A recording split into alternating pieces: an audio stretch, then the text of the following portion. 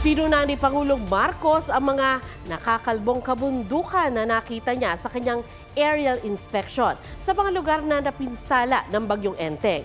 Sa Northern at Central Luzon, bumaha at nagkaroon ng mga pagguho ng lupa.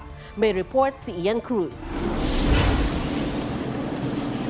Mukhang ilog ang bahang tinatawid ng mga residente sa ilang bahagi ng Hermosa, Bataan. Sa isang kalsada hanggang binti ang baha at may bahagi kung saan rumaragasa ang tubig. Hindi na makatawid ang mga sasakyan. Sa Nueva Ecija, may kasama pang fog ang ulan sa Pantabangan matapos bumagsak sa 23 degrees Celsius ang temperatura. Abot binti naman ang baha sa ilang bahagi ng Dagupan, kaya may mga sumasakay na sa balsa. May mga pagguho naman ng lupa sa Calasiao at Sual, Pangasinan. Nangamba naman sa storm surge ang mga taga-Pasukin, Ilocos Norte, lalo na yung mga nakatira malapit sa baybayin.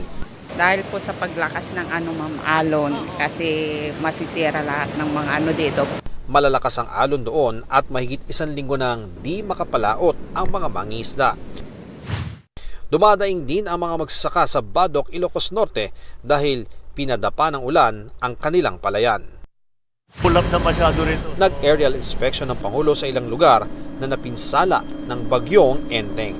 Everywhere napunta after the storm. Pag nakita mo yung gumuguho, tignan mo lang sa taas.